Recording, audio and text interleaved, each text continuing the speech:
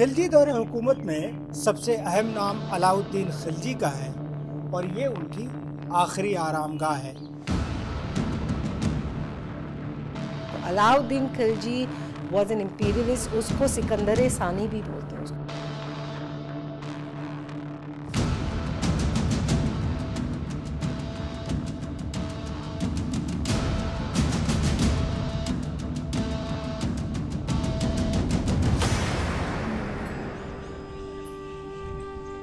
सुल्तान रज़िया के बाद दिल्ली सल्तनत की बागडोर यके बाद दिगरे कई हुक्मरानों ने संभालने की कोशिश की, ताहम ममलूक सल्तनत अफरा तफरी का शिकार रही। बिल आखिर सन 1266 में गयासुद्दीन बलबन तख्त नशीन हुआ और इस्तेहकाम बख्शा। बलबन ने बहुत सी फतूहात भी अपने नाम की, ताहम उनके इंतकाल के बाद सल्तनत गुलामा बिखर कर रह गई।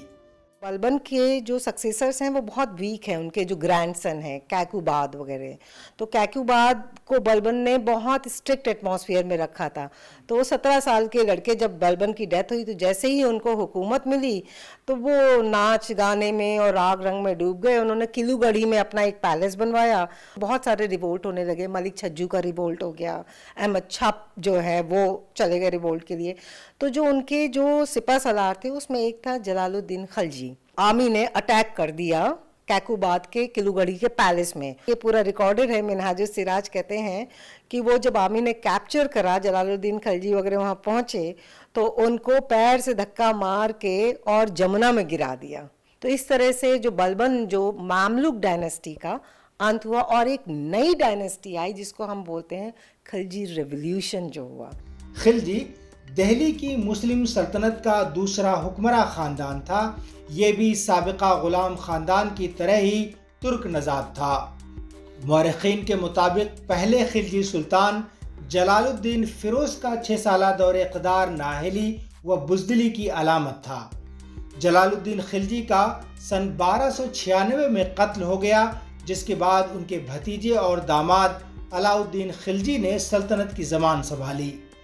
यहीं से खिलजी दौरे सल्तनत का हकीकी आगाज होता है।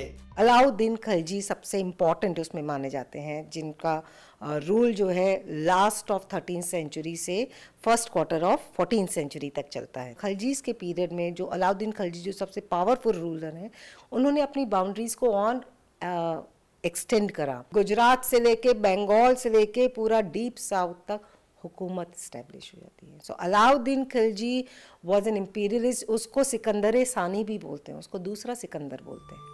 सुल्तान अलाउद्दीन हिंदुस्तान में खिलजी खानदान का दूसरा फरमारवा था, जिसके दौर में हिंदुस्तान पर मंगोलों का हमला तारीख का अहम तरीन वाक़या है। पूरे दौरे हुकूमत में मंगोल शुमाल मगरिब की तरफ से हिंदुस्तान की सलामती के लिए खतरा बने रहे और दिल्ली पर यके बाद दिगरे 7-8 बार हमला किया।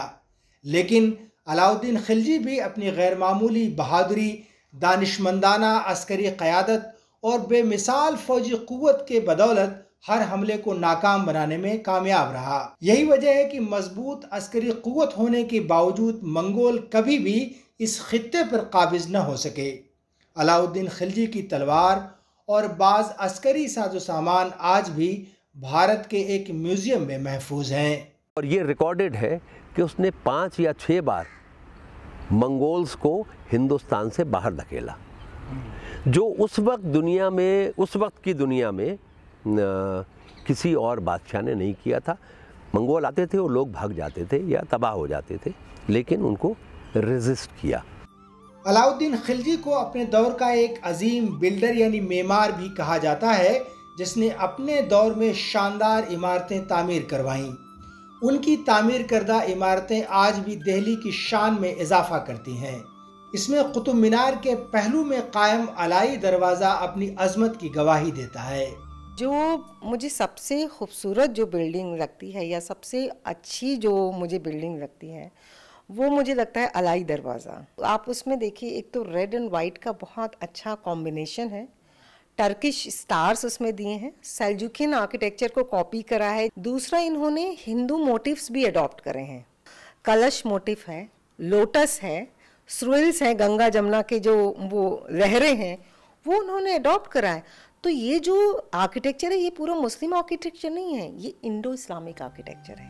तारीख में अलाउद्दीन खिलजी बाज़ हैरानकुन माशी इस्लाहात के लिए भी मारूफ हैं। उनके दौर में ज़रूरी व इक़्तिसादी इस्लाहात पर ख़ास तवज्जो दी गई और इन इस्लाहात के ज़रिए वो कुछ हासिल किया गया जो बरसग़ीर की जदीद हुकूमतें आज भी हासिल करने से कासिर हैं। इन तमाम खूबियों के बावजूद फिल्म पद्मावत में अलाउद्दीन खिलजी को एक बदकिरदार हुक्मरां के तौर पर पेश किया गया, जिसकी वजह से भारत का एक तबका उन्हें जालिम बादशाह की नज़र से देखता है। पहली बात तो पद्मावत कंटेम्प्रेरी नहीं है अलाउद्दीन खिलजी का। अलाउद्दीन खिलजी की जो चित्तौड़ फतेह है, उस चित्तौड़ फतेह के टाइम में भी जब चित्तौड़ राय रतन सिंह के यहाँ वो जाते हैं इन्वेजन करने के लिए, तो उसमें मंगोल का तगी का इन्वेजन हो गया है और अलाउद्दीन खिलजी जल्दी से वापस आए हैं, तो उनके पास कोई पद्मावती को देखने को और उसको करने का कोई टाइम ही नहीं था। दूसरी बात, पद्मावत जो लिखा गया है चित्तौड़ फतेह के अलाउद्दीन खिलजी के 237 ईयर्स बाद लिखा गया है। और ये जो पद्मावती हैं उसमें जो पहली बात तो वो राजपूत नहीं है, वो श्रीलंका की हैं। अलाउद्दीन खिलजी ने तकरीबन 23 बरस तक हुकूमत की और बहुत सी कामयाबियां भी हासिल की। ताहम उनके दौर में ज़्यादातर तवज्जो अस्करी क़ुव्वत पर ही मरकूज़ रही और तमाम उमूर में ताकत का इस्तेमाल एक नुमाया पहलू था। मौरख़ीन के मुताबिक उनकी शोहरे आफाक इस्लाहात का दायरा भी दिल्ली और उसके आस पास तक ही महदूद रहा। खिलजी दौर हुकूमत में सबसे अहम नाम अलाउद्दीन खिलजी का है और ये उनकी आखिरी आरामगाह है।